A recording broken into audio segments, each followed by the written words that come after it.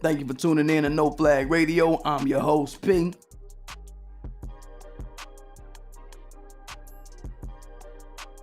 Connecting. Today we talking about white looters and how any militia or prepper unit should respond to them. So a recent news report, I'll put the link in the description, points out how these suspect white supremacist looters were arrested trying to loot homes during the fires that have been running through Simi Valley, San Fernando Valley, Malibu. This is out in California. And I don't feel bad calling them suspected white supremacists because the area that's getting burnt down right now, all of it has an anti-black history. First off, I'm no fan of the area that's getting burnt down right now. I put a comment on Lisa Cabrera's channel pointing out that Simi Valley is the place where the jury found all those race soldiers not guilty of beating the snot out of Rodney King on tape, which popped off the '92 LA riots. I pointed out how San Fernando Valley has nestled and given a home to several white supremacist terrorist hangout spots, like bars and shit like that, for years. How Malibu has a long anti-black history. So to see them burning the fuck up, I'm laughing. This is a damn pro-black fire, in my opinion. You underheard me? And to see them get robbed after the fire, it moves me none. You understand me? Shouldn't have been a historically anti-black goofball ass geographic in the first place, in my mind. So, what the issue was that these workaday white supremacists decided they would go around robbing people out of the confusion and the melee going on. And yes, they were taken in alive. But this is the point I want to make to black people. You see what the dominant society does when they're in duress or not? They travel the globe robbing and killing. Robbing and killing has been their calling card. We don't deny this, right? So, know that I study these workaday potential white supremacist terrorists, preppers, and all that. I go through their channels, I get in their live stream, and I do it specifically, not just to get information from the prepping side of things. I know a bit about it, but I go particularly to pick up the white supremacist pulse from their subscribers. You understand? I check the temperature for their whole environment that they got around them, just to see the pulse of it and to check for certain verbiages and certain slang they use. And I'm waiting on somebody to say nigga in one of these comments. That's what I'm really waiting on, but we'll wait. Yeah, I'm checking for that. I'm checking for all that. Now, all you motherfuckers, I'm looking at all y'all. But one thing you hear these preppers and white supremacist militia talking about, when you go to forums like Reddit, I challenge y'all to take a trip to Reddit and just see how they really talk outside of YouTube, right? Outside of the little sanitized environment they have to stick to in YouTube. I mean, people mouth though. Even get a few of them in my comments that I have to delete them, but they be in my comments talking that, you know, the type of shit talk that you wouldn't say to a black man who looked like me in the streets. You wouldn't approach me, right? But one thing you hear them talking about is this SHTF occasion. I've talked about this before on my other militia videos. It's a shit hits the fan occasion. Just describing it for people that are new to my channel, because I get new subscribers every week. But shit hits the fan. It's like if something disastrous happens on a massive level, what is your family plan? What are you to do? What are you and your people to do? It's a real coded language kind of world, which I like. I like to hear the code they speak up on. Now, of course, our black military vets aren't going to speak about these preppers and militia groups. They're not going to speak about the racially charged seed that these groups have based on their roots in the racist military of America. Me and these guys are former military. Damn it, it's like pulling teeth to get our black vets to even admit that these groups exist in an anti-black capacity out here. Right? They just want to yell Semper Fi and devil dogs and just be happy like some Greek fraternity. They want to do a little Greek fraternity call and then let that be the end of it. They want a gorilla chest beat with each other and let that be the end of it. Right? And I'm telling you, this is from my interaction with black military people that are in the military now and former military people. I'm telling you this. But during these shit hits the fan occasions, they talk all this preparedness behavior. Be prepared. But preparedness is only the sheath that they present to society at large. What's under that sheath is that they will be looting and robbing and killing at will when the right conditions present themselves. You know, one thing about white supremacist terrorist society, they always seem to know how to press that looting and killing button during some kind of disaster. Not the we're prepared already button and we got our foodstuffs and our radio and everybody got a can of beans to eat out of in the family and everybody good. No. That shit you see on the movies that they portray about, you know, that prepared white outlier, that hero kind of white character who's riding around in a Datsun van with peace signs written on the whip, written in white shoe polish, and Jesus saves written all over the whip in shoe polish. That shit fake than a motherfucker. They're not just gonna be protecting their house and they good. They're not just gonna be about being prepared when they leave their house during a SHTF situation and then they family and them they good. They got their backpack with their pots and pans and their guns in it and some first aid and they good. No, this is not what their prepper movement is totally about in my observation. We saw during Hurricane Katrina that police were going around shooting black people.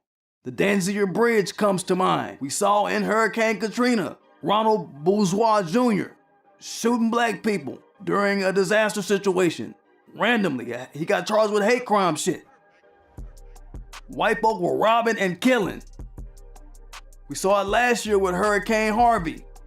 White supremacists was getting on boats trying to take photo ops with their Confederate shirts on and shit, acting like they're doing rescue missions. But a lot of them was out there antagonizing black people, trying to act like they some benevolent motherfucker out there. But we smell the bullshit underneath your bullshit. Of course they was robbing and looting people's houses and businesses out there. It wasn't all friendly. This is real shit. This is what was going on. It wasn't just some blacks and Latinos and other groups that were getting down with it because they were caught out and they were out of luck. Don't believe that shit. That's a fucking fairy tale. It's a fucking tale. We've seen them do this before out in Ferguson after our brother Mike Brown was executed by punk ass Darren Wilson. Out there we saw the Oath Keepers, white supremacist trash behinds, show up at the riots with intent to antagonize black people. You know, I had somebody trolling on my video that I did about the Georgia 3% militia about a week ago. And you know the trolls come in to diverge the energy of whatever we talking about. Y'all know this. Video wasn't even about the Oath Keepers. It was about the Georgia 3% militia. First off, right? His white, narcissistic, no attention to the video, paying ass, want to make it about what he want to make it about. He made it a point to make his little comment about the Oath Keepers. So I bashed his head in, letting them know this is not about them. But he's talking about how good the Oath Keepers were during Ferguson, trying to relate their white supremacist organization to the Georgia 3% white supremacist organization, trying to say that all white supremacist terrorist organizations aren't bad. That's what he's trying to sell, right? I got it. I got what he was trying to sell, but he a dumb bitch-made, homemade motherfucker for that. You had the wrong channel thinking you gonna convince me of some shit like that. But he's like, oh, you know, The Oath Keepers, they came out to Ferguson to give black people guns during the riots so they could protect their black businesses. Which is wrong. Like, black people need your guns. Like, black people don't got guns. You dumb bitch. You must think we foolish out here. And just as common sense, what black person during a racially charged event like a fucking black versus white kind of riot on some black and white shit over a black and white issue, what kind of black person would take a gun from a white person that's rolling with the Oath Keepers during an event like that? Nobody. That gun is probably rigged to jam on your black ass. We ain't dumb out here. He trying to sell that all white supremacists ain't bad white supremacist talk, and that's retarded. I don't know what he thought he was gonna get out of my channel, bringing that type of shit to my forum. Motherfucker, please. Motherfucker, die. Is what you hear from me. But yo, y'all know I got him, y'all. I swatted him down, y'all, when he was in the comments. We got him good. He done for, right? And I'm keep it stepping, you understand? But white supremacist terrorists have a history of coming around to antagonize. They don't come to help, they come to antagonize, because that's the last nut that they have to get off in society, is to just mass chaos and killing people at will. That's the last nut of white supremacist terrorism that they have to get off. They already got their slavery nut off. They already got their interracial slumming sex nut off. Now they want to get their psychosexual relationship with killing off on the public. Mark my words, I'll talk about this on my Twitter before. They have a psychosexual relationship with killing, and that's something that is gonna have to be addressed. At some point, they're gonna press it to the point to where it has to be addressed. They're gonna try to cash in on that urge, and we can't be asleep when they try to pull some shit out of having that urge. But back to the looting and shit. Like I said, we're seeing right now that during this natural disaster, this fire that happened, and many natural disasters past, the dominant society robs. And they were also probably looking to kill out there in California, right? Disaster brings out the worst in white people, not the preparedness, not the white is civil crap they talk. All that whiteness is civil under all situations. All that whiteness is calm under pressure. As long as we're prepared, we're calm and civil. That load of crap, all that shit go out the window, is my point. So I just want to look at the rap sheet of all these criminals, these suspect white supremacist looters that they rounded up. Let's take a look. Of course, we know they were taken in alive by the racist police force out there.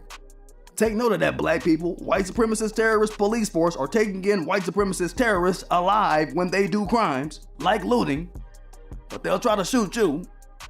There was Jason Burns, age 41, out of Chico, California.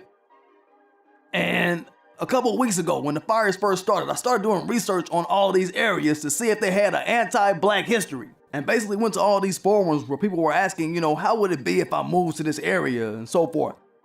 How was the racial climate? And of course, Chico comes up as one of those areas that came up in my research as a place where they don't like black people. But this is what Chico produces. Looters, not prepared white people when something go down. Chico produces Jason Burns when it's a disaster situation. A fucking robber. Who else? Michael Salisbury, 48. He's from Reno. Both of these guys were armed felons. Felonious characters. And they were fucking armed, walking around. So, you're not gonna be able to fool us, you white preppers, you white militia people. When you come around, or you come to my comments trying to be an apologist for their presence, we know what your stock makes.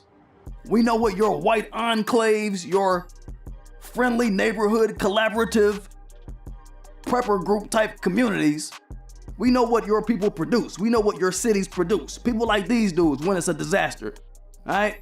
Don't act like y'all are all holy and all prepared and all civil. You're not. I'm not falling for it. Nobody on my channel is falling for it, period.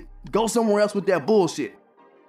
There's a Teddy King, 27 years old. He's from Paradise, California. That's another place that burnt the fuck down last week already, which I laughed because it burned down. I did the research on Paradise. It's like 92.41% white.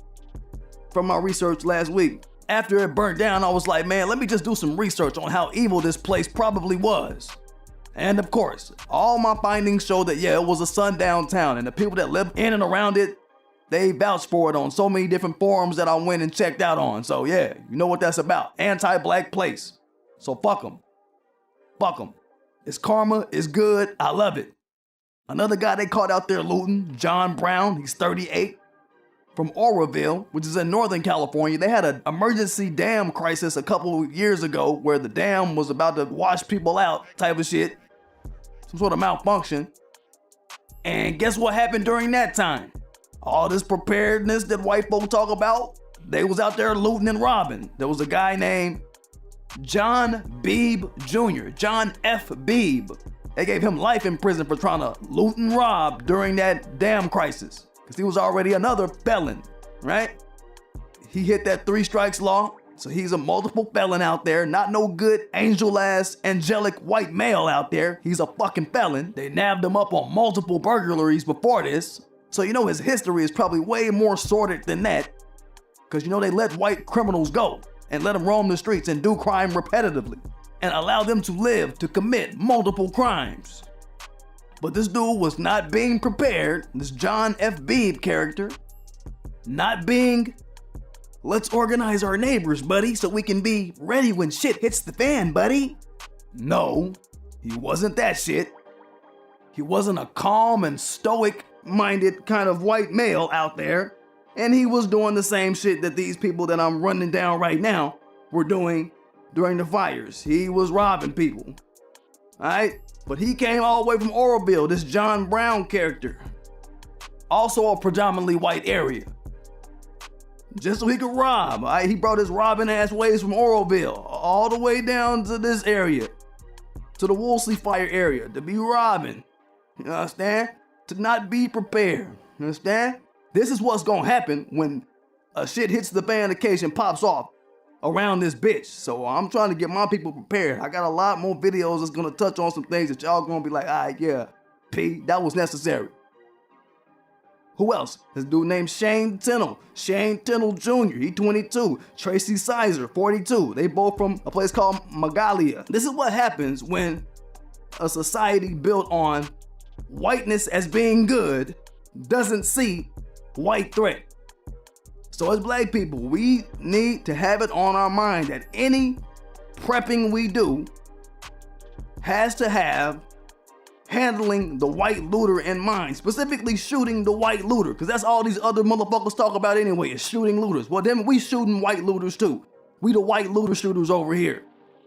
You understand? We not taking y'all in alive. We the white looter shooters. We ain't the police. We gonna do how the Oath Keepers do. We gonna do how the Proud Boys do. Call us the white looter shooters, goddammit. Since they are not gonna, you know, the integration shit ended in the 60s. White people and white supremacist terrorist society is not going to integrate into our community civilly. That's not gonna happen. They don't integrate into any society that's already been placed before them civilly. Don't we see that that's their history? Don't we notice that? Of course we notice that. That's their motherfucking history, period. Point blank, period. And in our militia work, not just our prepper work, we should have shooting the white looter in mind. As a matter of fact, like I said, we shouldn't even call our militias, goddammit. Looter shooters. I think I done founded a new phrase on you boys. Looting is what they bout when shit go bad, and we must not be asleep to it, is what I'm saying. And if Pink's husband, y'all know the artist Pink, you know about this singer named Pink, right? Yo, she got a husband named Carey Hart. His house was one of the houses that got caught up in this area of the fires and all of this. They house got caught up and shit. And he was all on the news. They put him all on the news talking about, I'm shooting a looting motherfucker. I'm shooting whoever looting. All right? So if Pink and her husband, Carey Hart, can talk about it and be about it, then we about it too, motherfucker. So that's the knowledge on that. You know, during occasions where duress is going on and a lot of chaos is popping off, you know, law go out the window. The cops, they gonna be trying to deal with evacuations and shit like that. So crime is not gonna be a priority. They're gonna be dealing with other shit. So crime ain't gonna be top on their list. So we need to make it a thing of ours to prioritize through the shit while we going through the shit. You know, the place that burned down last week, Paradise. They had some looters out in Paradise as well, looting. They didn't show the pictures of the people who were looting. There was actually 2 people they said they apprehended or whatever, which shows me and tells me that they were white. We know this is how the news work in a white supremacist terrorist regime. Right? But yeah, I just keep looking at the picture that y'all see in the thumbnail. I keep looking at it and I be thinking, man, god damn, that's some old faces of meth looking ass motherfuckers right here. But they some looters. Don't forget to subscribe to my channel. Don't forget to hit that like button. Don't forget to hit that notification bell, so you know when I'm dropping. Get it, y'all.